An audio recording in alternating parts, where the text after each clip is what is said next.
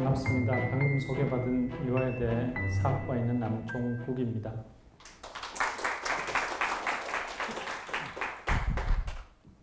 오늘날 어떻게 보면 자본주의를 우리가 공부하는 이유는 무엇일까? 그리고 역사가의 가장 중요한 임무는 무엇일까? 저도 사실은 우리와 공간적으로 떨어져 있는 유럽사죠. 그리고 시간적으로 떨어져 있는 중세말 근대초를 연구하는 역사가로서 어떻게 보면 현실 문제와는 좀 떨어져 있을 수 있다 이런 생각을 하지만 결국 역사를 배우는 가장 기본적인 목적은 우리가 사는 현재를 이해하기 위함이다. 저는 개인적으로 이렇게 생각합니다. 그렇다면 우리가 사는 이 현재는 어떠한 시스템 속에서 어떠한 시스템의 사회일까? 이에 대한 질문을 던져야 될 것 같아요. 방금 전에 성백용 선생님이 말씀하신 것처럼 크게 두 가지로 이야기할 수 있을 것 같습니다. 즉 하나는 정치 제도죠. 정치 제도로서 오늘날 현대 사회는 민주주의라는 체제를 대부분 유지하고 있습니다. 다른 한편으로는 경제적인 측면에서 봤을 때는 오늘날 세계가 거의 자본주의, 물론 사회주의도 있긴 하지만 어쨌든 세계는 자본주의라는 경제 시스템 하에 있습니다. 그런 이유 때문에 아마 미국의 역사학자죠. 프란시스 후쿠야마라는 사람은 이 민주주의 체제와 정치 체제로서의 민주주의와 경제 체제로서의 자본주의는 the end of the history, 역사의 종말이라고 이야기했습니다. 물론 개인적으로 100% 동의하지는 않지만 이 후쿠야마의 주장은 굉장히 설득력이 있는 것 같습니다. 인류가 도달한 마지막 단계의 정치 시스템이 데모크라시이고 그리고 경제 시스템은 자본주의다. 그렇기 때문에 우리가 이 두 가지 체제에 대한 어떤 이해가 정말 필요한 거 아닐까라는 생각을 해봅니다. 그래서 오늘 제가 이 자본주의 이야기를 길게 하려고 합니다. 그런데 제목, 부제를 보시면 자본주의를 바라보는 하나의 시선이라고 이렇게 부제를 단 이유는 자본주의는 역사가에 따라서 보는 사람의 입장에 따라서 상당히 다양한 모습을 한 것 같아요. 역사 속에서 하나의 자본주의가 있는 게 아니라 여러 개의 모습의 자본주의가 있다. 저는 그렇게 생각합니다. 그래서 이 근대 자본주의 형성 과정을 오늘 브로델을 통해서 한번 설명해 볼까 합니다. 자, 그런데 그래서 오늘 테마는 크게 세 가지입니다. 자본주의를 바라보는 하나의 시선을 만든 이 프랑스 역사가 페르낭 브로델. 어떻게 보면 역사를 먼저 살펴봐야 되겠죠, 그죠? 역사가로서의 이 페르낭 브로델의 어떤 일대기, 그의 문제의식, 이런 것들을 조금 간략하게 살펴보고요. 두 번째는 가장 중요한, 보시면 오늘 할 내용의 어떤 메인 주제입니다. 브로델의 출세작이라기보다도 출세작은 지중해였습니다. 브로델을 세계적으로 유명하게 만든 또 다른 의미에서의 출세작, 이게 물질 문명과 자본주의입니다. 요거에 대해서 이야기를 좀 하고요. 자, 근데 사실 이 물질 문명과 자본주의는 다루고 있는 역사가 대략적으로 15세기부터 18세기, 400년의 역사입니다. 어떻게 보면 유럽을 중심으로 한 세계 경제사, 시대는 근대 세계 경제사다 이렇게 얘기할 수 있고요. 그리고 좀 전에 제가 말씀드린 것처럼 이 역사를 배우는 이유, 자본주의 탄생을 배우는 이유는 궁극적으로 우리 사회를 이해하기 위한 노력에서 출발한 것 같습니다. 그런 점에서 어쨌든 브로델의 책이 18세기 산업혁명에서 그치고 있지만 거기에서 그칠 것이 아니라 우리가 살고 있는 오늘날 자본주의 사회를 우리가 어떻게 이해하고 저는 개인적으로 좀 더 나은 자본주의를 만들기 위해 노력해야 된다. 그게 최종적인 목표가 아닐까라는 생각이 듭니다. 그래서 오늘 전체 이야기는 크게 세 가지로 이루어질 것 같습니다. 뒤에 있는 분들 잘 보이시나요? 예. 자, 뭐 브로델의 일대기를 자세히 설명하기는 좀 어려울 것 같습니다. 좀 전에 성배경 선생님께서 말씀하셨듯이 20세기 최고 위대한 역사가를 꼽으라 하면 아마 랭킹 5위 안에는 들 것 같습니다. 자, 그래서 많은 사람들이 브로델을 역사학의 교황이다 이런 표현을 붙여주고요. 그리고 브로델 사후에 노벨 역사상이 있다면 당연히 브로델이 받아야 할 거다. 뭐 이런 이야기를 했습니다. 조금 그래도 봐야 되겠죠. 브로델은 기본적으로 프랑스에서 태어난 프랑스 역사가였고요. 그 말은 프랑스의 역사 전통 속에서 이해해야 된다는 거겠죠. 대학은 소르본에서 다녔고요. 박사학위는 사실은 지중해라는 주제로 박사학위를 받았습니다. 좀 이따 나중에 설명을 드리겠습니다. 근데 브로델의 인생에서 가장 중요한 어떤 역사가로서의 경험, 개인적인 경험이 그의 역사 인식에 어떤 영향을 미쳤을까? 이런 관점에서 보면 몇 가지 중요한 사건들이 있습니다. 그 첫 번째 하나가 이 공부를 썩 우수한 성적을 거둬서 뭐 이런 얘기하면 좀 그렇지만 좋은 학교를 간 건 아닙니다. 오히려 그게 브로델을 위대하게 만든 게 아닐까라는 생각이 듭니다. 그리고 프랑스에서는 고등학교 교사 자격증, 중고등학교 교사 자격증이 있어야지만 대학 교수가 됩니다. 그래서 사실은 대부분의 석사생들이나 박사생들이 우리식으로 하면 임용고사를 봅니다.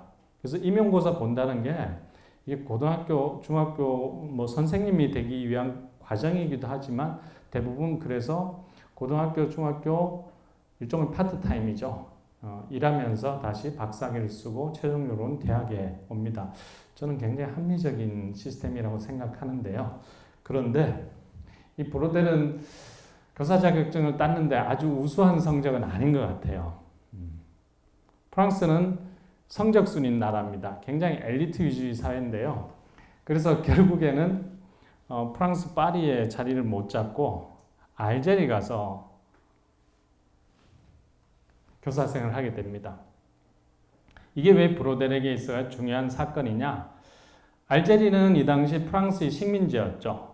프랑스가 가지고 있는 어떤 근대의 여러 가지 모순들, 또 더 나아가서는 브로델 개인적인 입장에서 보면 알제리를 통해서 지중해를 공부하고 경험할 수 있는 그런 점에서 아주 소중한 기회였던 것 같아요. 그래서 아마 뭐 브로델한테 물어보지는 않았지만 이 알제리에서의 경험이 지중해를 공부하겠다는 어떤 결정에 많은 영향을 준 것 같습니다.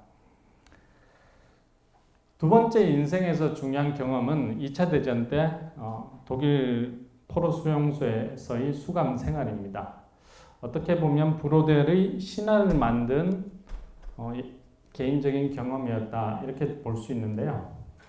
제가 신화라는 표현을 쓴 이유가 브로델의 박사학위 논문은 수감 생활 동안 썼다 이런 신화가 있습니다. 아니 뭐 감옥에 있으면서 어떻게 박사학위 논문이 몇 페이지 정도 되나요? 엄청 두껍습니다. 우리 식으로 한 2000페이지 정도 되는 이 박사학위 논문을 포로 생활에서 쓸 수 있었을까? 약간 신화입니다. 첫 번째는 사실은 이 포로 생활이 생각보다는 좀 여유가 있었습니다. 아우슈비츠 그런 수용소가 아니었기 때문에 책도 볼 수 있고 뭐 거기서 강의도 좀 했고요. 필요한 책은 또 동료들로부터 뭐 받아서 봤습니다. 그래서 어쨌든 그 이 수감 생활하면서 박사학위 논문의 초안을 잡은 거는 구상을 한 건 맞습니다. 근데 이게 중요한 게 아니라 이 수감 생활이 브로델의 역사 인식의 한 가지 또 하나의 계기가 됐습니다. 어떤 계기가 됐을까요? 뭐 이런 표현을 쓸 수 있을지 모르겠지만 좀 과장해서 이야기하면 역사에서 사건은 먼지와 같다. 즉 여러분에게 오늘 제 강의가 어떻게 보면 먼지와 같을 수가 있겠죠. 여러분 긴 인생을 사시면서 뭐 여기 와서 이렇게 자본주의 강의를 듣게 된 거는 여러분의 긴 인생, 다른 말로 하면 이 구조라는 틀에서 보자면 한낱 사소한 사건이 있을 수 있습니다. 이거 뭐 안 들어도 되고 들어도 되고 조금 졸아도 되고 열심히 들어도 되고 내 긴 인생을 사는데 별 의미가 없을 수도 있겠죠. 즉 다시 말해서 브로델은 이 포로 생활을 하면서 인간의 어떤 불합리한 측면들, 이 광기들 또는 뭐 권력자의 어떤 폭력들 이런 순간순간에 변화하는 사건들, 정치적 사건들보다는 오랜 긴 역사에서 변하지 않는 뭔가가 있다. 그래서 브로델의 역사인식에서 중요한 역할을 했던 게 바로 변하지 않는 것. 이게 무엇일까? 브로델은 그걸 다른 말로 구조라고 했습니다.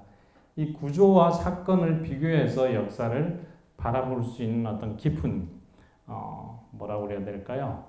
천착을 할 수 있었던 계기가 아마 수감 생활이었습니다. 결국 2차 대전 끝나고 나서요. 1947년 박사학위 논문을 제출했고 그 책이 49년에 출간이 됐습니다. 이 책은 아마 프랑스 역사학에서 센세이션을 불러일으킨 엄청난 문제작이었습니다. 당시에. 많은 칭찬도 받았고 그리고 반박도 있었죠. 그렇지만 결국에는 브로델을 세계적으로 출세시킨 출세작이었습니다. 뭐 그래 나중에 이제 아카데미 프랑스에서 회원도 됐고 뭐 85년인가요? 전체적으로 보면 브로델의 인생은 평범하게 시작했지만 위대하게 끝났다. 뭐 이렇게 이야기할 수 있을 것 같습니다. 좀 전에 제가 말씀드렸듯이 브로델 개인 차원에서도 이해할 수 있겠지만 브로델이라는 사람은 프랑스 역사학계 속에서 이해할 수 있을 것 같습니다. 그것도 하나의 구조죠. 즉 위대한 브로델을 만든 프랑스 역사학계의 어떤 계보. 뭐 간단히 얘기하면 당시 브로델이 이끌었던 또는 주도했던 일종의 역사 잡지죠. 사실은 이 잡지를 중심으로 해서 이 잡지가 가진 어떤 취지 그리고 역사 어떤 방법론을 공유하는 사람들의 어떤 모임들이 있었습니다. 그래서 우리가 이걸 편하게 아나학파 이렇게 부르고 있습니다. 그래서 아나를 처음 만든 사람은 브로델 입장에서 보면 스승들이었습니다. 두 분이 있는데요. 루시앙 페브르, 마르크 블로크 이 두 사람이 어떻게 보면 브로델을 만든 위대한 스승이다라고 할 수 있습니다. 특히 루시앙 페브르는 브로델로 하여금 결국에는 지중해를 공부하게끔 만들었고 그리고 자본주의 역사를 쓰게끔 뭐 부추겼다고 그래야 되나요? 강요했다고 그래야 되나요? 그런 분이었습니다. 즉 이 아나락파가 표방했던 역사는 기본적으로 아까 설명드렸던 기존의 사건사, 정치사, 인물사 요거를 탈피해서 지향해서 새로운 어떤 역사 방법론 중에 하나죠. 즉 그게 바로 사회경제사입니다. 현재 기준으로 하면 사회경제사는 굉장히 낡은 것처럼 보이지만 당시 기준으로 하면 굉장히 혁신적인 역사 방법론이었죠. 즉 이 두 스승의 방법론과 역사인식을 이어받아서 페랑 브로델은 아날 2세대를 주도해 나갑니다. 그리고 나중에 아날 3세대 자크 르고프, 에마누엘 루아라두리 국내에 많이 소개된 프랑스 사가들입니다. 중간중간에 조금씩 보충 설명을 하겠습니다. 그래서 브로델을 이해하려면 프랑스 역사 전통을 이해하셔야 되고 프랑스의 역사 전통에는 아날이라는 굵직한 어떤 역사 그룹들이 있었다라는 겁니다.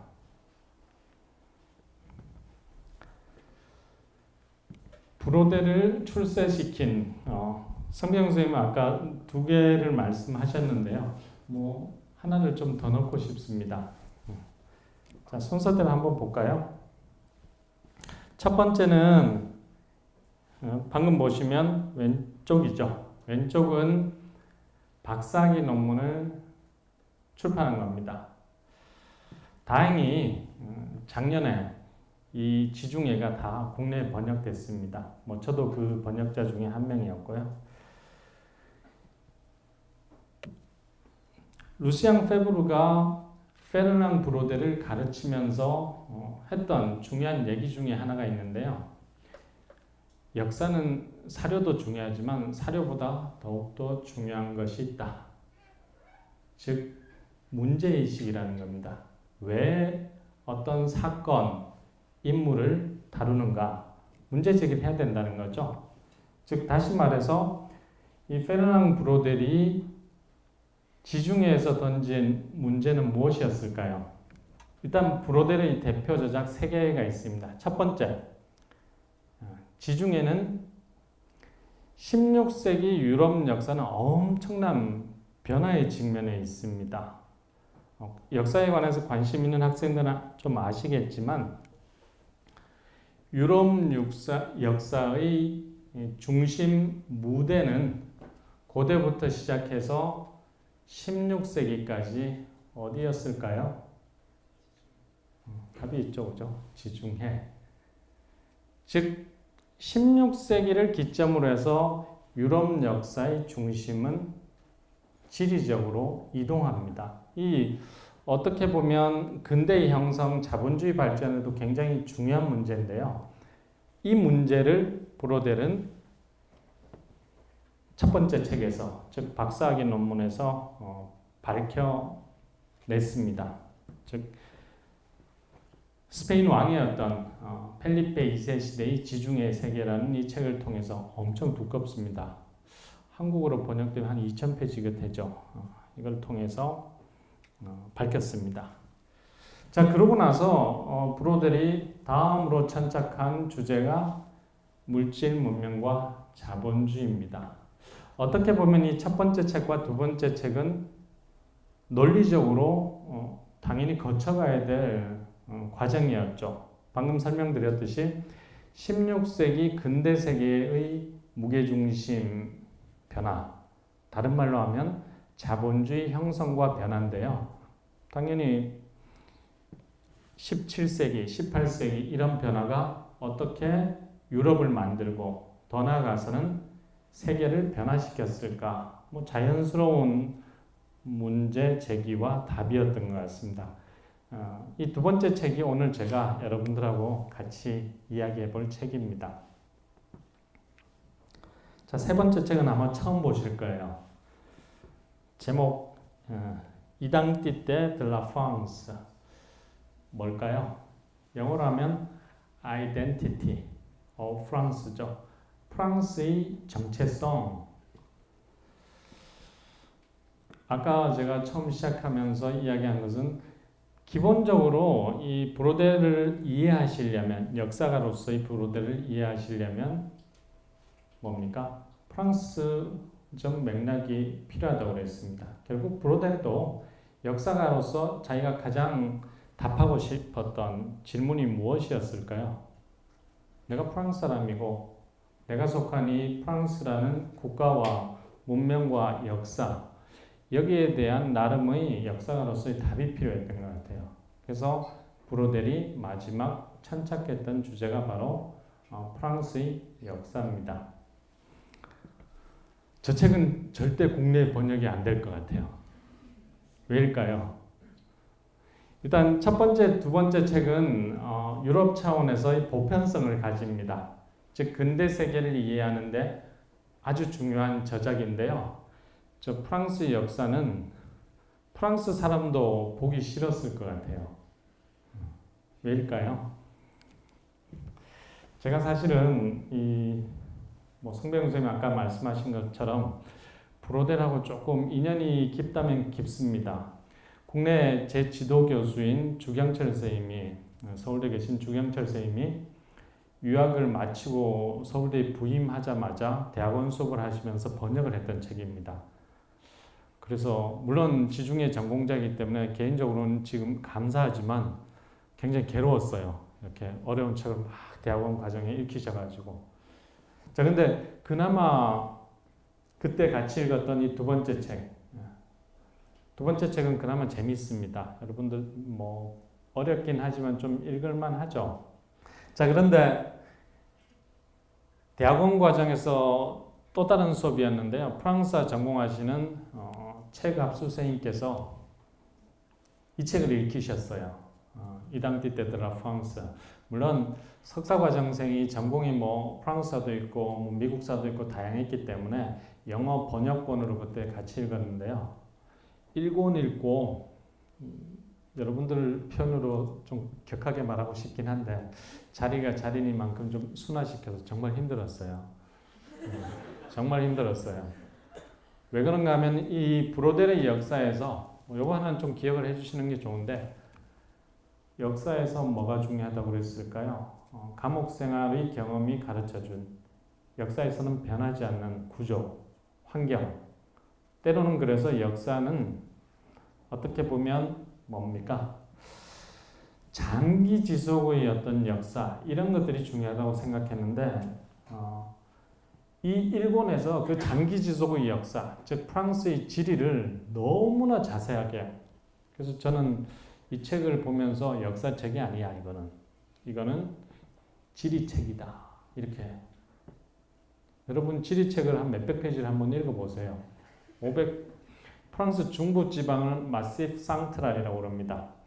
마시프 상트랄은 뭐 어떤 석회암으로 되어 있고 나중에 프랑스 유학하면서 8년 동안 석회암물을 엄청 먹었어요.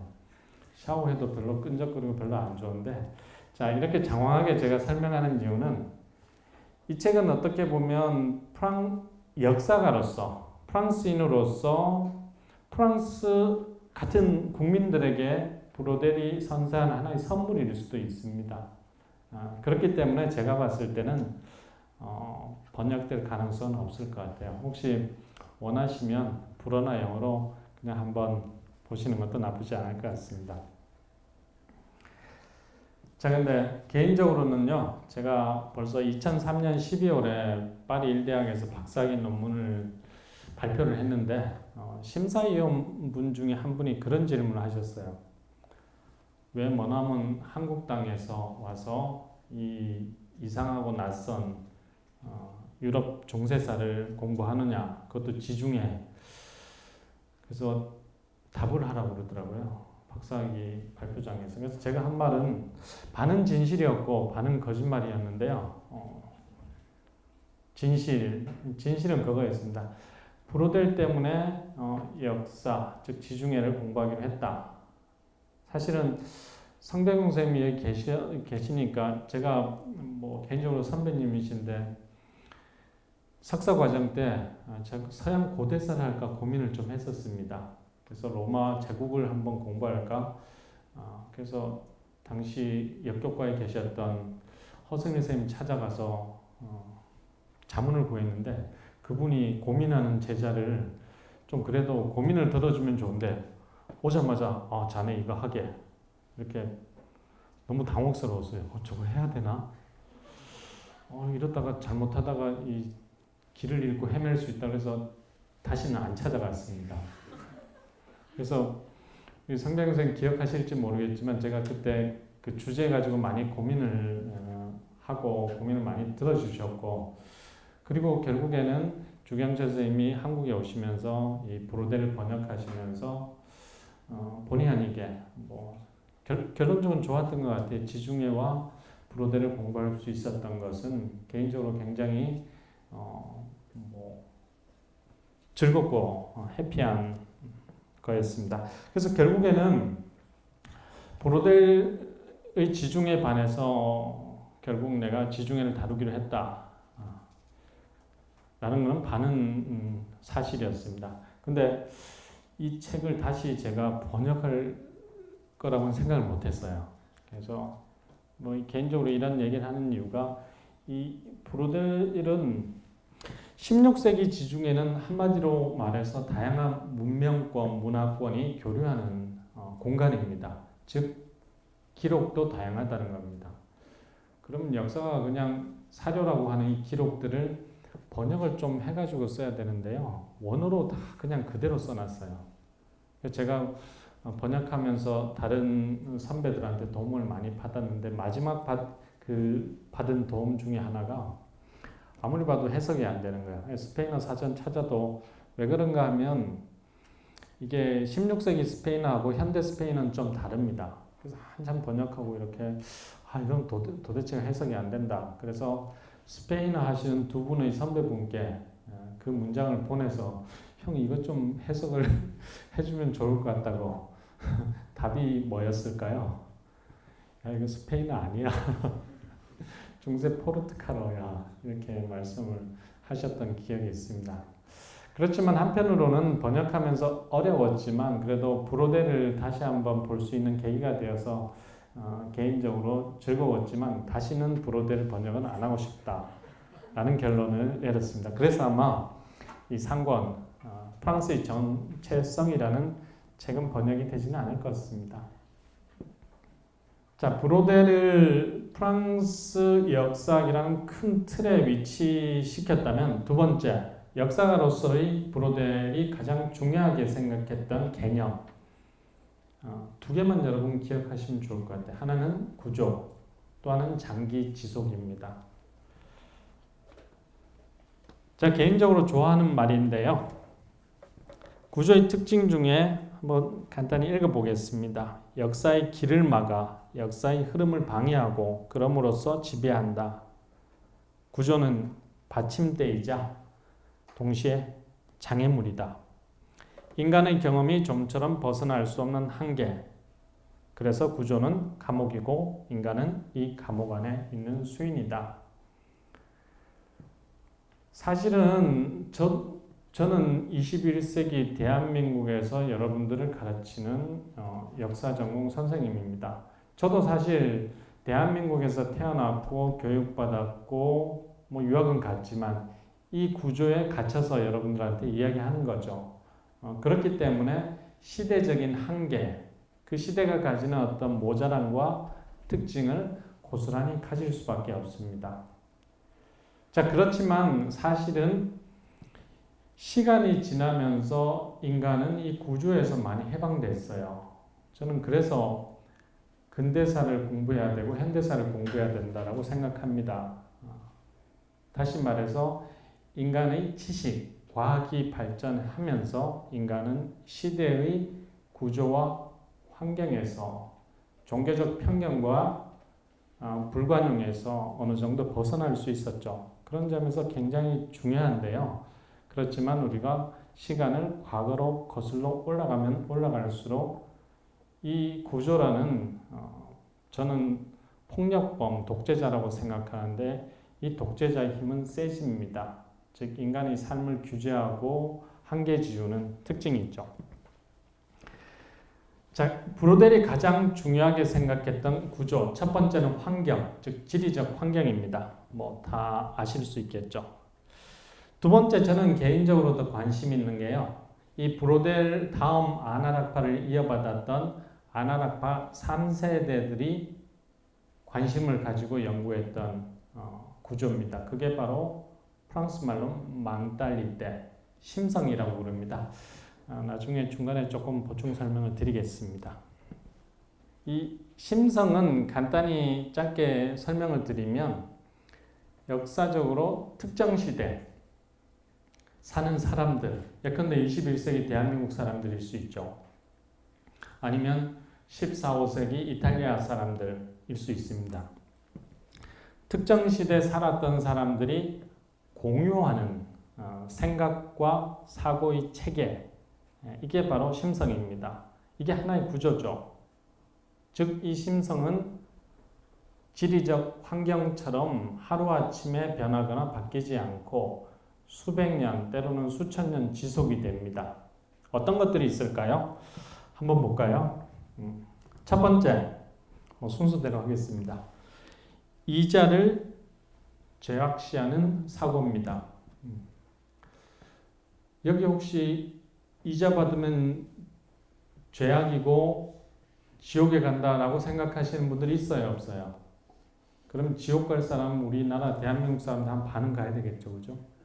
즉 자본주의적인 경제 심성 중에 하나가 이자를 합법적으로 생각합니다. 근데 조금 더 깊이 들어가 보면 내가 뭐 이런 일은 없으면 좋겠지만 학자금 대출하기 힘들어서 사채를 썼다. 사채 빚이 1년에 원금 말고 이자가 100%가 됐다. 이게 정의로워요? 사회적으로 용인할 수 있나요? 아니죠. 이거는 용인 안 합니다. 법적으로도 문제가 있어요. 이런 이자를 여러분들 뭐라고 부르죠? 고리대금업이라고 부릅니다. 즉 우리 사회는 사회적으로 일정 정도 수준의 이자는 당연히 받는다.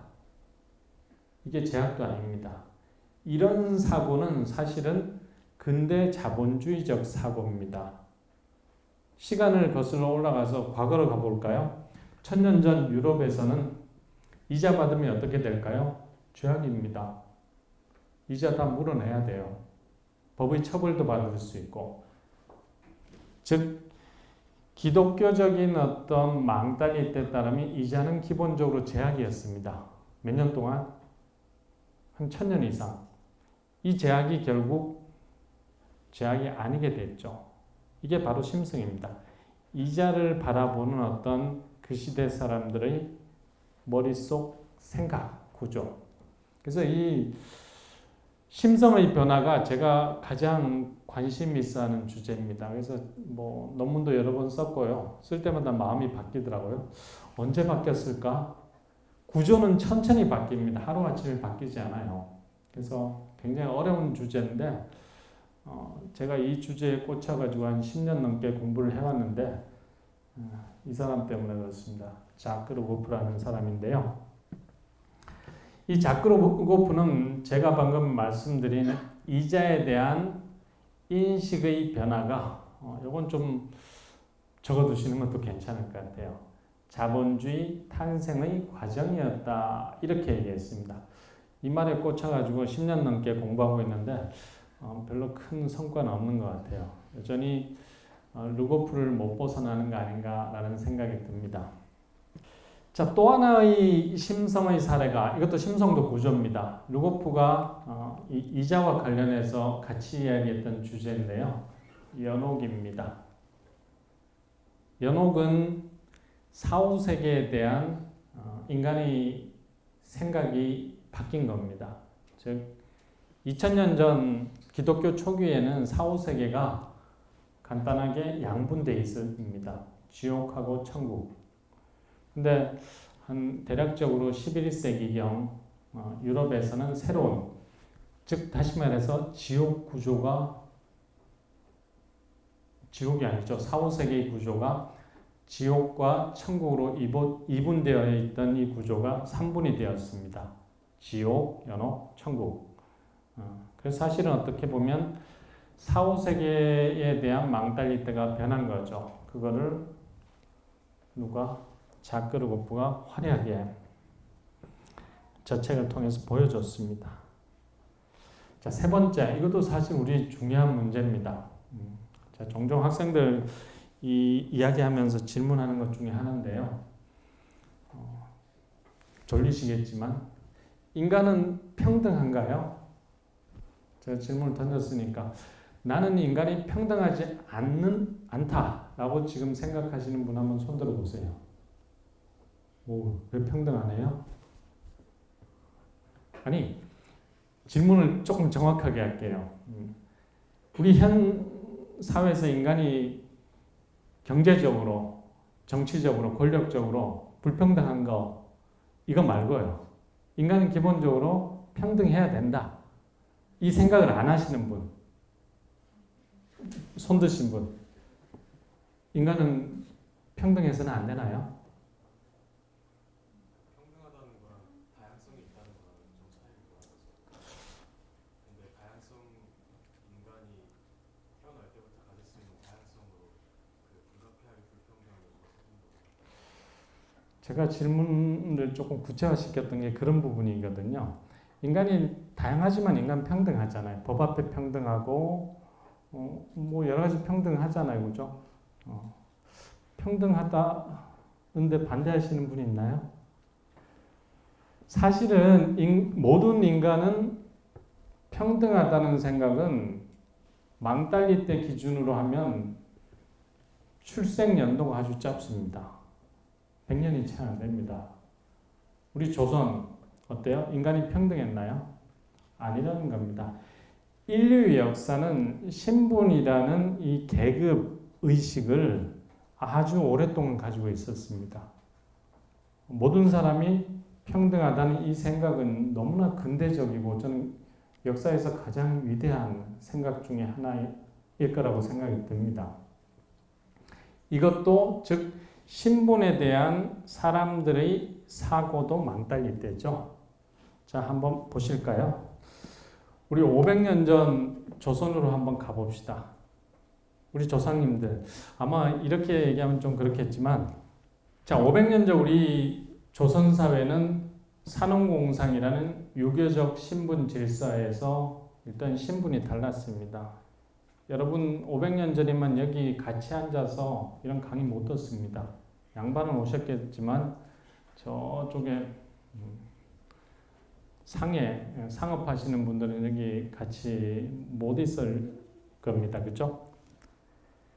마찬가지로 유럽 사회도 유교적 질서는 아니지만 기독교에서 이렇게 가르쳤습니다.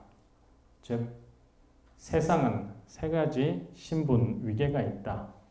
가장 높은 신분은 기도하는 성직자고요. 그 밑에는 싸움을 하는 기사고, 그리고 농사짓는 농민들은 가장 천한. 이 세 개의 신분 질서는 하나님께서 만들어 놓으신 성스러운 사회 규칙이다. 이거를 어기는 사람은 큰 죄를 짓고 지옥 간다. 이렇게 가르쳤죠.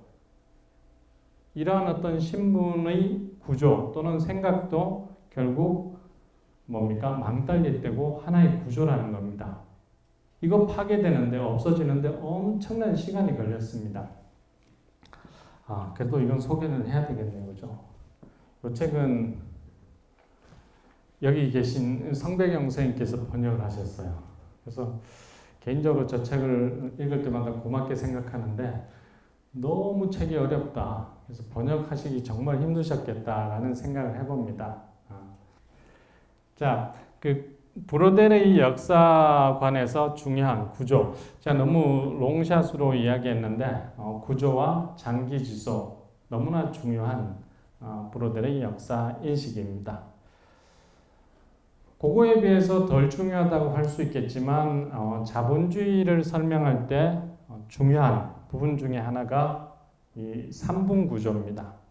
브로델은 모든 것을 3분 구조로 나누어 설명하는 걸 좋아했던 것 같아요. 시간의 어떤 길고 짧음도 단기 지속, 중기 지속 또는 장기 지속. 자본주의라는 큰 구조도 물질 문명 또는 생활, 중간에 시장 경제, 상층부 자본주의 이렇게 3분에서 이해했습니다. 너무 길었네요. 그죠? 자본주의 조금 빨리 속도를 내서 진행시키겠습니다. 자, 역사가로서의 자본주의, 프랑스 역사의 어떤 전통, 특히 지리학적 전통을 수용했고요. 구조와 장기 지속을 통해서 역사를 전체적으로 설명하는 것이 브로델의 역사가로서의 가장 중요한 특징이자 저는 개인적으로 위대함이라고 생각합니다. 자, 그러면 두 번째, 브로델이 이해한 18세기 근대 자본주의 형성 과정.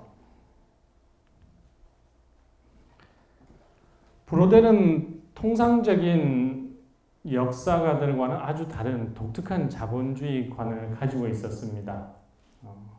자, 근데 3분 구조인데 브로델은 기본적으로 자본주의를 이렇게 봤습니다.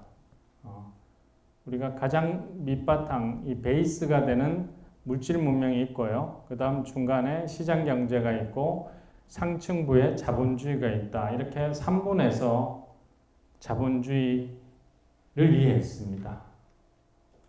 즉 시간이 지나면서 각 영역의 포션이 바뀝니다. 자본주의가 발달하면 발달할수록 뭡니까? 물질 문명, 가장 기본적인 자본적인 생산, 자급자족에 가까운 이 생산은 당연히 줄어들고요. 교환의 영역이 확대되고 자본주의 영역이 확대되는 그게 바로 자본주의 형성과 변화 과정이었다 이렇게 봤습니다. 브로델이 생각한 자본주의는 몇 가지 측면에서 아주 독특한데 이 몇 가지 측면은 이야기를 하고 가는 게 좋을 것 같습니다. 첫 번째는 방금 말씀드린 고전적 자유주의자들은 기본적으로 자본주의는 시장경제다 이렇게 봤습니다. 반면에 막시즘 마르크스 같은 경우는 생산 양식의 어떤 변화, 고대는 노예제, 중세는 봉건제, 그리고 자본주의 시기에는 임노동에 기반한 자본주의 이렇게 봤는데요. 브로델은 이러한 생산 양식은 자본주의 시대에 공존할 수 있다. 즉 16세기 자본주의 시대에 노예제가 있었고요. 어디에 있었나요? 아메리카도 있었고 아프리카도 있었죠. 농노제. 동유럽은 16세기가 재판 농노제라고 부를 정도로 일종의 중세적 농노제가 강화됩니다. 이게 자본주의 바깥에 있는 시스템이냐? 브로델은 아니라고 봤죠. 이 자본주의 안에서의 일종의 분업체계다. 그런 점에서는 자본주의는 독특하죠. 자, 두 번째 독특한 측면은 이렇게 봤습니다. 자본주의는 독점이다. 즉 이것도 독특한데 예를 들면 러시아 혁명을 성공한 레닌 같은 경우는 독점 자본주의는 자본주의 발전 단계 마지막이다 이렇게 얘기했지만 브로델은 그렇게 얘기하지 않습니다. 즉 독점은 자본주의와 공생하는 계속해서 상존하는 특징이라고 봤습니다. 즉 브로델의 자본주의 핵심은 독점이고 불평등한 위계라는 거죠. 자, 세 번째는 우리 고등학교 교과서에서 자본주의는 뭐라고 되어 있느냐면 기본적으로 영국의 산업혁명으로 시작된 산업자본주의 이렇게 이야기하고 있습니다. 이게 아마 우리 고등학교 세계사 교과서의 설명 방식인데 브로델은 아니다. 자본주의는 전문 영역이 없다. 즉 높은 이윤이 있는 곳이면 언제나 카멜레온처럼 변화해서 미끄러 들어간다. 그래서 어떨 때는 자본주의가 어디에 있을까요? 상업 영역에 있을 수도 있고 어떨 때는 산업혁명 시기처럼 산업, 인더스트리에 있을 수도 있고 때로는 어떨 때는 어디로 갈까요? 농업에도 들어간다는 겁니다. 즉 16세기 베네치아 같은 경우는 상업이 약간 침체하니까 베네치아 자본들이 농업에 투자합니다. 이게 그러면 자본주의 쇠퇴냐, 과거로의 복귀냐 아니라는 거죠. 즉 16세기 베네치아 입장에서는 가장 이윤이 많이 생긴 곳이 농업이었다. 그래서 자본주의는 전문화를 싫어한다. 그렇지만 브로델은 그래서 오랜 근대 자본주의 역사에서 자본주의가 가장 머물고 싶어 했던 곳은 있다고 얘기했습니다. 그게 바로 교환의 영역, 즉 상업의 영역이죠. 자, 그런 점에서는 브로델의 자본주의는 아주 독특하다라는 겁니다. 사실 이 브로델 자본주의 이 책의 장점은 전체사라는 측면과요, 디테일이 있습니다. 그래서 어떻게 보면 사실은 브로델 책은 읽어야 된다. 제가 이렇게 간단하게 설명하면 브로델의 어떤 역사의 깊이와 그 폭을 전혀 느끼지 못하십니다. 그래서 어떤 게 가장 좋을까, 여러분들에게 어떤 방식으로 브로델을 설명드리는 게 좋을까라고 했을 때 사실은 목차를 보여드리는 게 가장 좋지 않을까라는 생각이 들었습니다. 그래서 총 3권인데 1부가 2권이고요. 2부 2권, 3부 2권 이렇게 총 6권으로 번역되어 있습니다. 자, 그래서 보시면 일부는 물질 문명을 다루고 있습니다.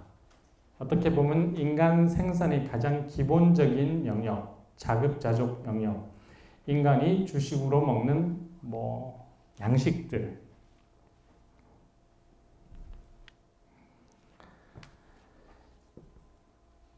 제가 아까 3분 도식에서 설명드렸지 않습니까? 자본주의가 성장할 수 있는 가장 초기, 발전하지 않았던 그 시점에서 가장 큰 생산의 영역이 바로 물질 문명 부분입니다. 한 70% 정도였다고 브로델은 추정하고 있는데요.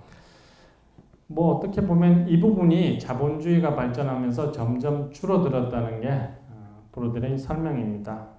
이 물질 문명에서 가장 기초가 되는 게 인구 같아요. 브로델은 그래서 이 1권에서 인구에 대해서 장황하게 설명하는데요.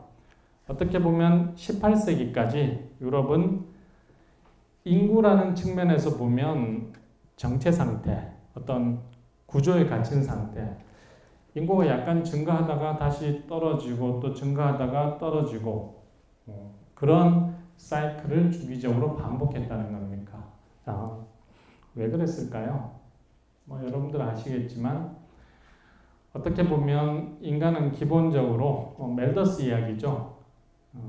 식량 생산은 기하급수적으로는 아니죠. 그죠?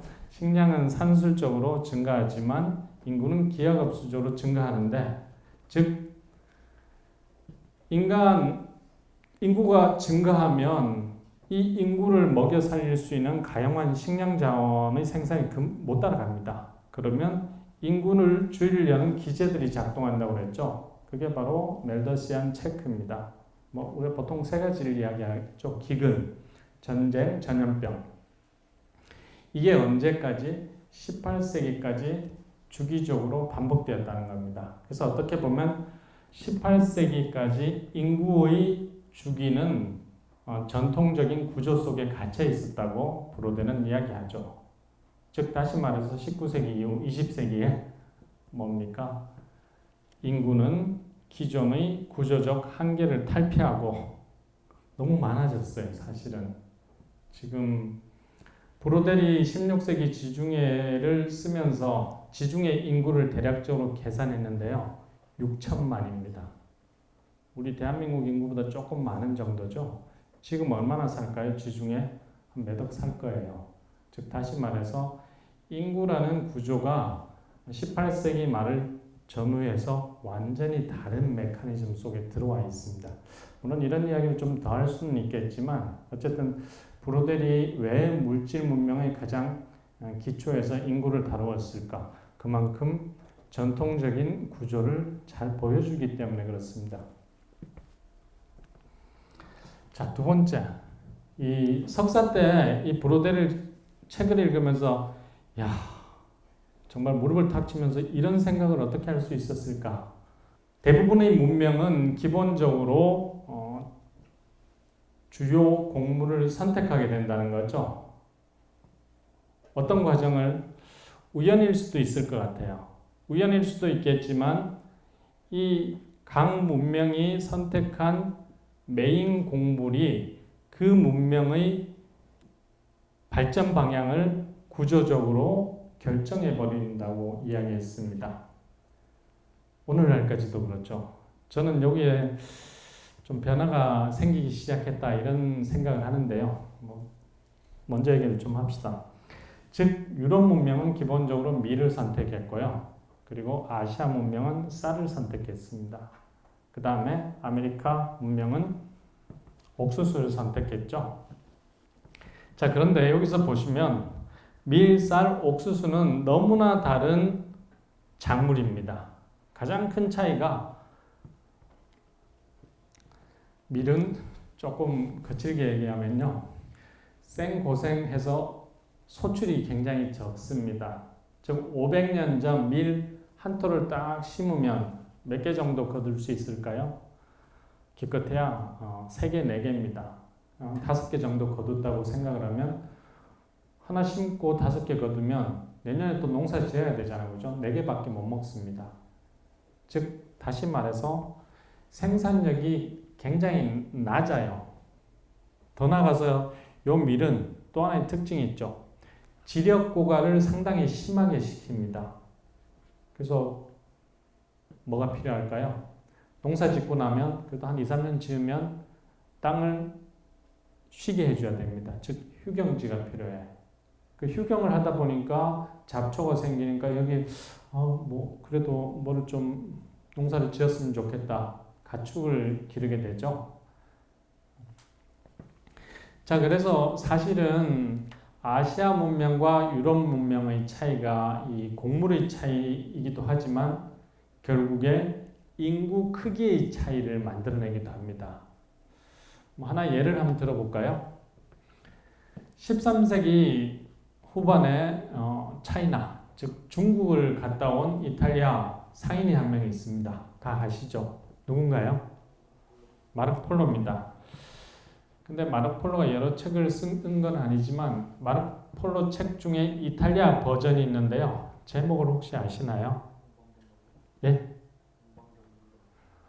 그거는 중국 분들 때문에 그렇게 원래 이 마르코폴로의 동방견문록의 원래 제목 최초의 판본은 불어 판본이었습니다.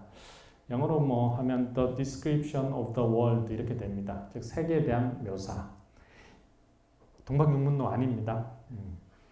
이탈리아 버전은 뭐였을까요? 제목이 1 밀리온에 대강 아시겠죠? 100만입니다.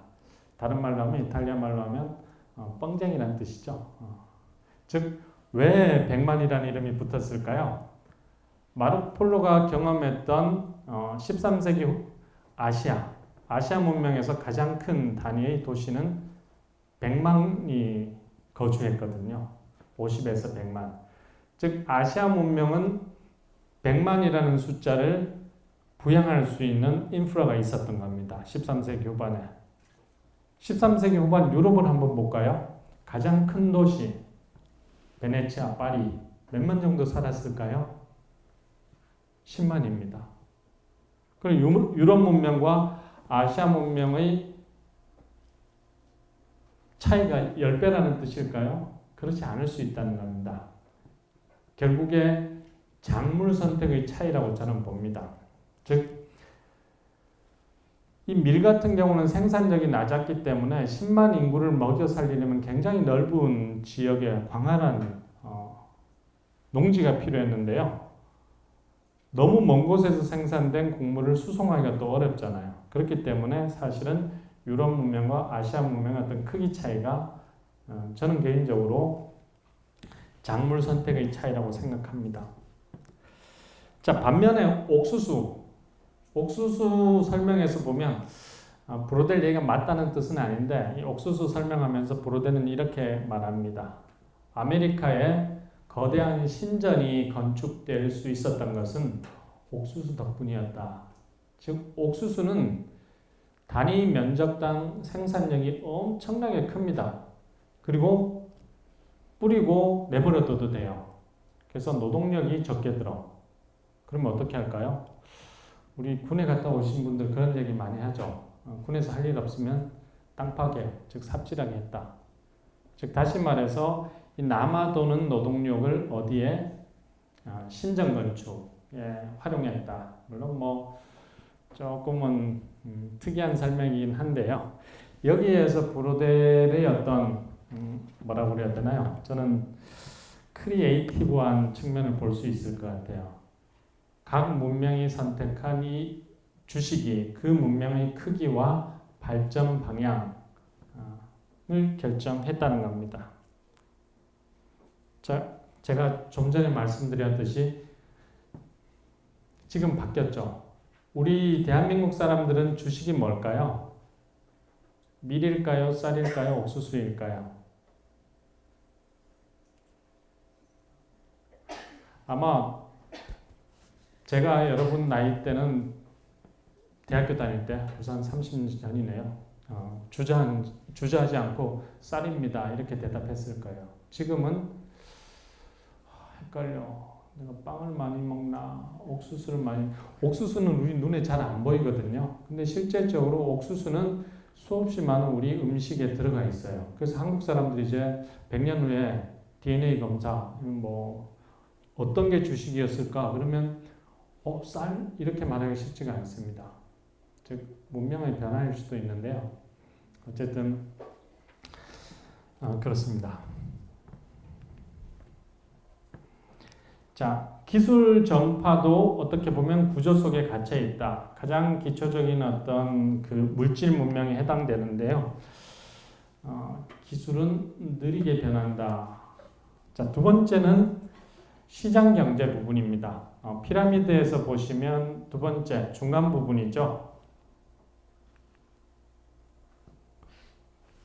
도식화 시켰는데요. 브루델이 자본주의 형성과 발전에서 봤을 때 자본주의가 발전하면서 기본적으로 자급자족적인 영역이 줄어들고요.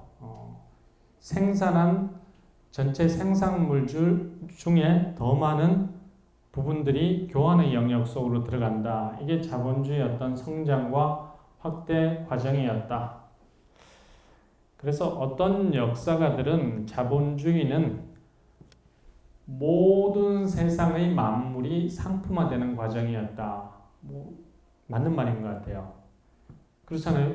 여러분들 생각해 보시면 우리가 뭐 하루에 하는 모든 경제 행위에서 이게 뭐 교환의 영역에 빠지는 게 있나요? 뭐 핸드폰부터 시작해 아침에 먹는 여러분들 다양한 시리얼 그리고 냉장고 뭐 그리고 교통수단 다 교환이죠.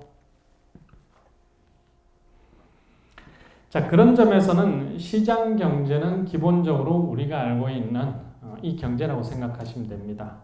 그래서 이게 자본주의라고 생각하는 사람들이 많았다는 겁니다. 그런 점에서 제가 특별히 시장 경제가 어떻다 이 부분에 대해서는 자세히 설명을 안 드리겠습니다. 이 이곤에서 브로델은 시장 경제를 떠받치고 있는 여러 교환 기구들을 너무나 디테일하고 자세하게 설명하고 있어요. 상점부터 시작해가지고 뭐 구멍가게, 행상, 보부상. 그래서 읽다 보면 숨이 막혀. 언제 끝나는 거지? 라는 생각을 할 정도로 반면에 뒷부분으로 가면 조금 자본주의적인 교환 기구들을 다루고 있습니다. 그게 바로 전기시와 브루스라고 부르는 일종의 초기 증권시장 이런 것들이죠. 런던 거래소인데요. 이런 부분들이 자본주의를 선도했던 지역에서 교환을 매개했던 일종의 인프라들입니다.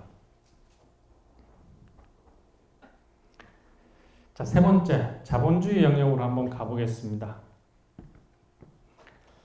브로델이 얘기한 자본주의 큰 구조라는 틀 가장 꼭대기층에 계신다고 표현한 이유가 브로델은 자본주의는 기본적으로 개서제다, 위계다, 불평등이다 이렇게 봤습니다. 자본가들은 경쟁 논리 속에서 활동하는 것이 아니라 경쟁을 넘어서는 특권을 가진 계층이라고 이야기했습니다. 그런 점에서 독특하죠. 그러면 브로델이 이야기한 자본주의, 자본가는 어디에 있을까라고 했을 때 15세기부터 시작해서 18세기까지는 기본적으로 자본가는 원거리 무역을 주도했던 대상인들이었다는 겁니다.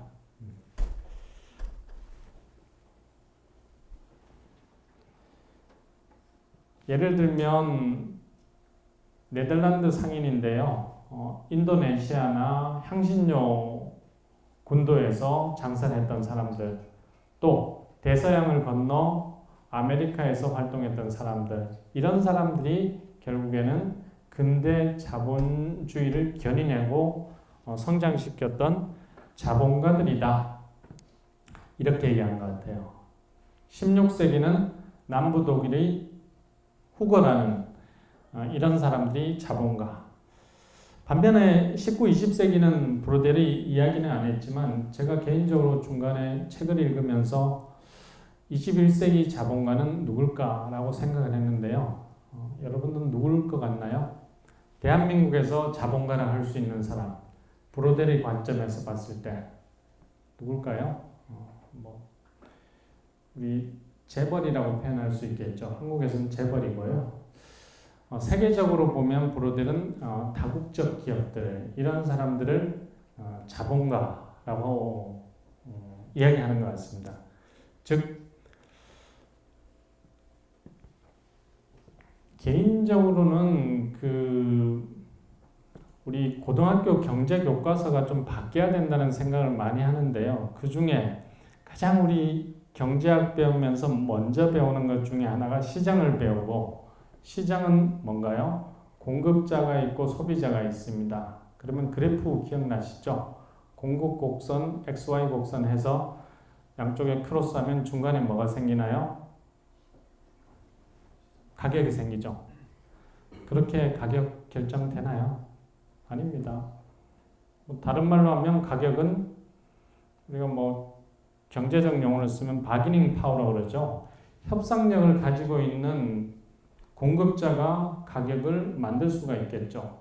작은 경쟁자들을 처음에는 낮은 가격으로 이 시장에서 배제시킵니다. 이게 파워죠, 사실은.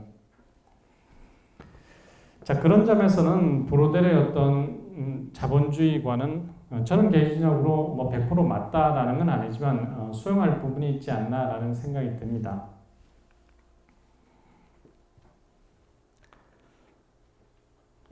브로델 자본주의 책을 읽으면서 가장 재밌는 부분이 이 부분인 것 같아요. 특히 상권.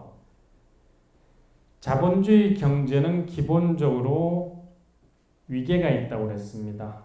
자본주의를 이끌어가는 중심이 있고 자본주의에 끌려가는 중간지대와 그리고 주변부가 있다고 그랬습니다.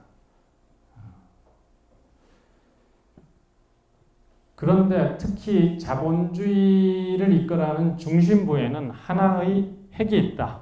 이게 또 브로델의 자본주의 해석의 특징이기도 합니다. 그래서 상권 일부에서 브로델은 이 자본주의 세계 경제의 중심 이동을 아주 길게 그리고 상세하게 설명하고 있는데요. 아마 15세기부터 18세기 영국이 세계 자본주의 중심으로 부상하는 과정을 재미있게 디테일하게 그리고 있는 것 같습니다. 한번 볼까요? 브로델은 사실 자본주의를 13세기부터 잡고 있습니다. 그래서 13세기부터 15세기까지 자본주의 경제를 견인했던 중심은 어딜까요? 베네치아입니다. 무르이 도시 베네치아고요. 그 다음 16세기부터 한 50년인가요? 두 번째 주자는 바로 앤트워프입니다. 세 번째 주자는 여러분들이 아마 전공자가 아니면 잘 알기 힘든 곳인데요. 어딜까요? 또 다른 이탈리아 도시 제노바입니다. 간혹가다 헷갈리시는 분이 스위스 제네바하고 이탈리아 제노바는 좀 다른데요. 제노바입니다. 제노바 하면 한 사람 정도 기억나시죠? 누군가요? 제노바 사람 중에 세계인들이 다 아는 사람이 한 명 있습니다. 그 위대한. 근데 제노바 사람들이 별로 안 좋아해요, 이 사람이. 제노바 사람들이 이 사람을 배신자라고 생각하거든요. 누굴까요? 네, 콜럼부스입니다. 그래서 제노바 가시면 콜럼부스 동상이 천대받아. 저게 콜럼부스 동상이야 이럴 정도로. 반면에 콜럼부스 동상이 대접받는 곳이 있죠. 어딜까요? 에스파냐, 스페인입니다. 제가 바르셀로나 공부하러 갔을 때 바르셀로나 해변까지 항구에 엄청나게 큰 기둥이 있는데 그 위에 동상이 하나 세워져 있는데 콜럼부스더라고요. 반면에 제노바 가면 콜럼부스 동상은 작은 역에 이렇게 구석지에 비둘기 똥이 쌓여 있어요. 그래서 자, 뭐 농담처럼 했지만 제노바는 저는 개인적으로 가장 자본주의적인 도시였고 이 제노바 상인들은 자본주의 초기부터 18세기까지 돈, 즉 금융가이자 은행가였죠. 요 역사가 있습니다. 그래서 아마 브로델은 짧게 자본주의 중심이 대서양 쪽으로 갔다 지중해로 한번 다시 왔는데 그런 시기가 있었는데 그걸 주도한 사람들이 제노바 상인들이었다 라고 했습니다. 그 다음 제노바의 바톤을 이어받은 사람들이 암스테르담입니다. 그리고 최종적으로는 18세기 이 자본주의 중심부의 핵은 런던으로 옮겨가죠. 그리고 그 다음은 어디로 가나요? 그 다음은 뉴욕으로 갔습니다. 그래서 오늘날 20세기 초반에 사실은 뉴욕이 세계 자본주의 중심으로 부상을 했습니다. 21세기는 어떨까요? 이제 모르겠어요. 전망을 해볼 수 있을 것 같아요. 그런데 헤게모니를 쥐고 있는 도시와 국가가 있다면 자본주의 역사에서 이런 도시들은 기본적으로 그런 국가는 자유무역을 했습니다. 뭐 이런 얘기는 좀 어폐가 있을 수 있는데요. 시끄럽지 않았습니다. 저는 시끄럽지 않았다는 이유가 개가 막 짖잖아요. 짖는 이유가 무서워서 짖는다고 그러거든요. 즉 헤게모니가 흔들린다는 뜻입니다. 역사적으로는. 즉 다시 말해서 미국 대통령 마음에 드세요? 이 이야기를 하는 이유가 지금 미국이 보여주는 모습은 이제는 미국의 헤게모니가 이거는 뭐 브로델식으로 해석하자면 흔들리고 있거나 지금은 이제 헤게모니를 갖고 있는 이 중심이 사라지고 있구나. 그래서 브로델은 이 헤게모니 쟁탈전에는 항상 두 명의 경쟁자가 있다고 했습니다. 누굴까요? 뭐 우리가 각자 해석할 수 있겠죠. 자, 그런 점에서는 브로델은 이 세계 경제의 어떤 중심 이동을 아주 상세하고 자세하게 설명하고 있습니다.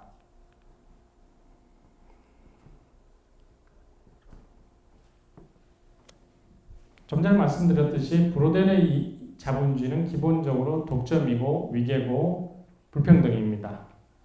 그래서 중심은 발전하고 주변은 착취당하고 있습니다.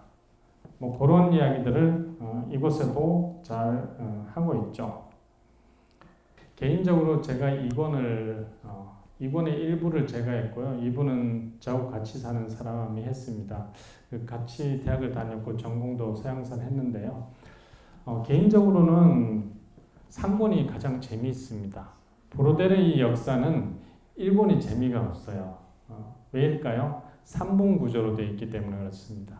즉 1권은 대부분 지리와 환경에 할애되어 있습니다. 그래서 아까 말씀드렸듯이 프랑스의 정체성 같은 경우도 너무 지리 얘기를 많이 해서 지루하고 답답한데 이 브로델의 출세작인 지중해도 약간 그렇습니다. 1권은 그래서 제목이 환경의 몫입니다. 그래서 지중해라는 환경을 너무나 자세하게, 그래서 개인적으로 지중해 전공하는 사람 입장에서는 놀랍다. 그래서 학생들에게 수업 시간에 많이 이야기를 하지만 독자들 입장에서는 가장 읽기에 재미없는 부분이다. 자, 근데 이 책은 다시 한번 말씀드리면 자본주의 초기의 거대한 중심이동을 이야기하는 책입니다. 즉 일본 첫 번째 주자는 누구였나요? 베네치아입니다. 베네치아가 영광을 잃어버린 이 시기가 우리 고등학교 교과서에서는 이렇게 되어 있습니다. 즉 1492년이죠. 그리고 1498년 콜럼부스와 다가마가 새로운 어떤 항로를 개척하게 됩니다. 즉 바스코 다가마가 98년에 인도 항로를 개척하면서 이제는 지중해는 끝났다. 지중해 세계는 끝나고 새로운 대서양 시대가 열렸다. 이게 우리 고등학교 교과서 해석인데요. 브로델은 아니다. 지중해는 끝나지 않았다. 그래서 지중해가 끝나지 않은 이야기를 한 10줄만 쓰면 될 것을 한 2000페이지 썼죠. 그래서 여전히 지중해는 살아 있었다. 16세기까지. 브로델은 1640년경으로 잡습니다. 아까 얘기했던 16세기 중반에 지중해는 대서양에 복수했다. 포르투갈하고 에스파냐에게. 뭐 정확한 얘기 같아요. 자세히 읽어보시면 그런 얘기가 나오는데 어쨌든 이 자본주의 초기의 어떤 중심 변화를 이 지중해를 통해서 하고 있습니다.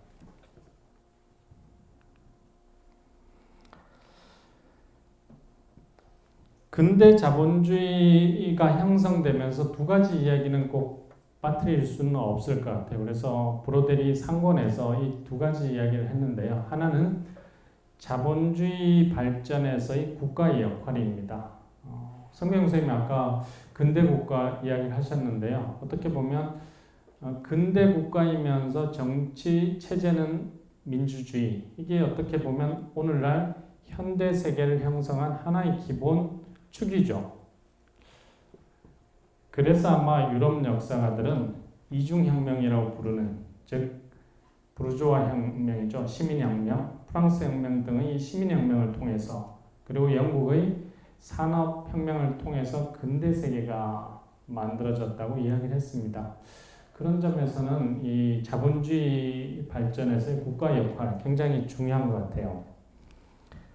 근데 이 부분을 읽다 보면 한국 사람들, 이번 학기 제가 대학원 수업에서 학생들하고 자본주의를 읽었는데 대학원생들이 굉장히 기분 나빠하는 부분이 이 부분인 것 같아요. 즉, 왜 유럽이 자본주의를 주도했고 결국에 성공해서 19세기에 아시아를 침탈하고 식민지로 만들 수 있었을까? 왜 유럽이 아시아 세계보다 자본주의를 더 먼저 발전시킬 수 있었을까? 뭐 여러 이유가 있겠죠. 근데 브로델은 이렇게 대답합니다. 그 중에 하나로 유럽은 국가가 자본주의와 혼연일체까지는 아니더라도 자본주의 발전에 국가가 적극적인 역할을 했다는 겁니다. 자본주의와 함께 갔다 이렇게 얘기했고요. 그 사례들을 쭉 열거했습니다. 반면에 자본주의 성장을 가장 방해했던 대표적인 사례로 중국을 들고 있습니다. 중국은 이 명천기죠. 황제 권력이 너무 세서 자본가가 장기 지속적으로 성장 발전할 수 있는 이 가능성을 없애버렸다는 거죠. 한편으로는 그런 것 같은데 한편으로 듣고 있다가 그 유럽 중심적인 해석 아닐까 그런 어떤 반문도 해볼 수 있습니다. 정말 그럴까요? 한번 이 부분은 우리가 좀 더 고민을 토론을 해볼 해석인 것 같습니다. 그렇지만 유럽적 맥락에서 자본주의 성장 발전에서 국가는 자본주의와 자본가들에게 적극적으로 동조하거나 동참했다. 뭐 이런 주장은 유럽 상황에서는 맞는 거 아닌가라는 생각이 듭니다. 두 번째는 자본주의가 성장하면서 뭐라고 그래야 되나요? 제거라는 표현은 어폐가 있고요. 바꾸어야 할 제도, 뭐 다른 말로 하면 여기서는 망달이 됩니다. 자본주의가 성장하려면 이권에서 이야기한 것처럼 시장이 확대돼야 됩니다. 근데 시장만 확대돼서 다 되는 것이 아니라 사람들의 생각이 바뀌어야 되겠죠. 즉 이자 받으면 제약이면 오늘날 우리 은행 다니시는 분들 다 감옥에 가야 됩니다. 이래서는 안 되겠죠. 자본주의에서 가장 중요한 핵심 제도가 투자입니다. 돈을 빌리고 이게 돼야 되는데 이 돈을 빌려주고 이자를 받는 이 행위에 대해서 긍정적인 사고가 만들어져야 되죠. 그걸 가장 막았던 세력이 바로 유럽에서는 종교인 기독교였습니다. 어떻게 됐을까요? 타협을 해야 되겠죠. 즉 근대 자본주의 성장과 발전에서는 결국에 뒤늦게 교회가 자본주의적 사고를 받아들이는 과정이 있었습니다. 이 과정은 굉장히 지난하고 느리게 진행되었다는 겁니다. 아주 유명한 사람인데 별로 좋아하진 않지만 아마 대부분의 대학 그 기본 교양도서 백선에 들어가는 책이죠. 오른쪽은 막스 베버입니다. 즉 프로테스탄트 윤리와 자본주의 정신이라는 책에서 막스 베버는 이 프로테스탄트 윤리가 결국 자본주의 형성에 상당히 기여했다 이렇게 얘기했습니다. 자세한 얘기를 더 하는 건 좀 별로 안 맞을 것 같고요. 자, 반면에 제가 사실은 공부하면서 가장 이렇게 이 역사가의 어떤 작업은 놀랍다. 내가 좀 모방을 하고 넘어서야 되겠다. 그런 사람 중에 한 명이 바로 자크 르고프입니다. 브로델도 마찬가지고 이 자크 르고프가 쓴 책 중에 여기 보시면 La Bourse et la Vie 이렇게 되어 있는데요. 국내에 번역이 되어 있습니다. 제목은 돈과 구원이라고 번역됐는데 번역을 잘 하신 것 같아요. 근데 저는 고리대금이라는 표현을 물론 이제 그 책에서는 약간 설명을 하고 있지만 그 고리대금업의 번역은 잘못됐다. 이자 대부라고 하는 게 맞다. 16세기까지 고리대금업이 죄를 지은 게 아닙니다. 이자를 주고받으면 다 죄인이에요. 그래서 이자 대부업자 이렇게 번역해야 됩니다. 그래서 셰익스피어의 유명한 베니스의 상인 중에 샤일록은 고리대금업자가 아니라 이자 대부업자였기 때문에 단죄받은 겁니다. 자, 그런데 오늘날 이 영어 단어 유절이죠. 유절이 찾아보시면 고리대금업 이렇게 되어 있습니다. 그런데 조금 큰 책 찾아보시면 뭐라고 되어 있느냐면 원래 뜻 이자 대부 이렇게 되어 있습니다. 즉 원래 유절이라는 단어는 이자 대부였는데 오늘날 일상적으로는 고리대금업을 한정하는 단어로 바뀌었는데 이게 바로 자본주의 탄생 과정에서 이자를 바라보는 시선이 바뀌었다는 겁니다. 긍정적으로. 이런 이야기를 자크 르고프는 하고 있습니다. 한 가지 추가로 하자면 카톨릭 국교라고 그럴 수 있죠. 카톨릭은 아주 오랫동안 이자 대부를 종교적으로 제약시했습니다. 이 교리였어요. 언제 폐기했을까요? 20세기 초에 폐기했습니다. 사실 20세기 초까지 카톨릭 신자는 이자 대부를 하면 안 됩니다. 종교적으로. 그만큼 자본주의와 종교는 아주 느리게 타협을 했죠. 자, 그런 점에서는 자본주의 형성과 발전에서 국가와 종교와의 역할. 자, 그래서 브로델이 마지막에 다루고 있는 게 산업혁명입니다. 아마 18세기까지 다루고 있는데요. 한 10분만 참아 주십시오. 졸리시더라도.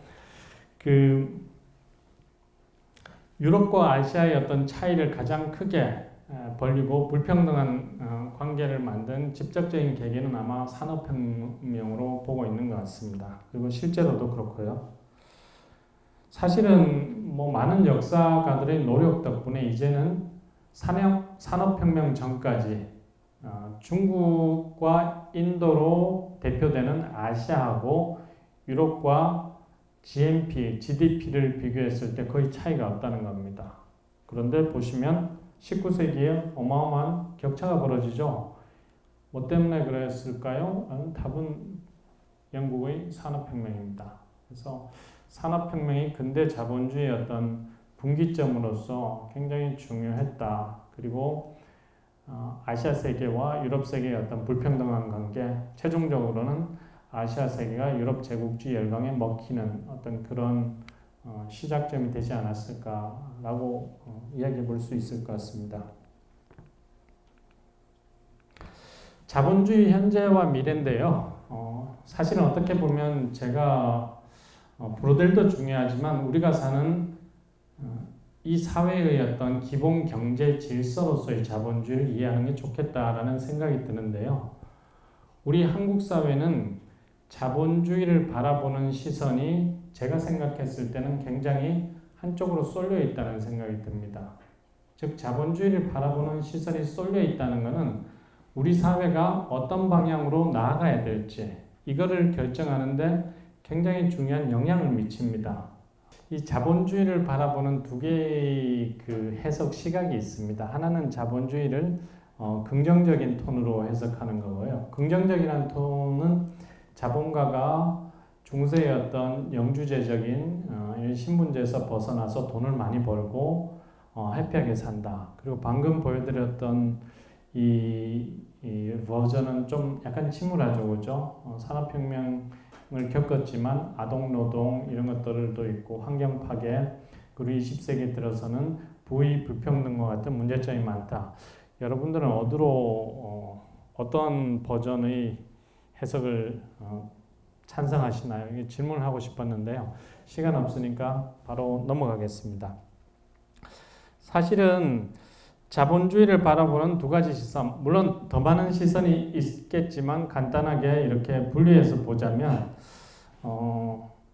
우리 사회에서는 이렇게 보는 사람은 거의 없는 것 같아요. 근절해야 악, 없애버려야 할 이 나쁜 것. 자, 그런데 자본주의를 바라보는 시선에 따라 그 시대의 어떤 자본주의적 발전 방향이 결정이 됩니다. 한 국가의 어떤 정책이 결정되고요. 20세기는 크게 두 사람 정도가 있었는데요. 한 사람은 존 메이너드 케인스입니다. 영국 출신의 경제학자고요. 또 한 사람은 밀턴 프리드먼이죠. 앞에 케인스는 정부가 적극적으로 개입을 해서 시장의 어떤 잘못된 부분을 좀 개선해야 된다. 이렇게 단순하게 이야기할 수도 있고, 두 번째 밀턴 프리드먼은 제목 보시면 아시겠죠? 뭡니까? 내버려둬라. 시장에 자유롭게 맡기면 모든 것이 해피하고 잘 돌아갈 거다. 우리 대한민국 정당들도 약간 정책적으로 갈라져 있죠, 그죠? 자, 반면에 또 한 사람입니다. 장하준 케임브리지 대학 경제학 교수인데요. 이분은 시장은 자유롭지 않다. 실제로 시장이 자유롭다고 말하는 사람들은 이분의 기준으로 이야기하자면 진실을 얘기하는 것은 아니다. 진실을 약간 호도하고 있다. 이런 식으로 이야기했습니다. 장하준 선생님 얘기가 맞다는 뜻은 아니고요. 즉 자본주의를 바라보는 시선이 다르다는 얘기를 제가 드리는 겁니다. 자, 21세기 자본을 써서 세계적으로 유명해진 프랑스 학자가 있습니다. 토마 피케티라는 사람이죠. 이 피케티의 분석에 따르면 세계는 1970년대 이후 자유주의 정책, 우리 신자유주의 정책 기조가 세계 경제의 어떤 정책 기조를 결정했고, 그 결과 경제적 불평등은 심화됐다, 이렇게 보고 있습니다.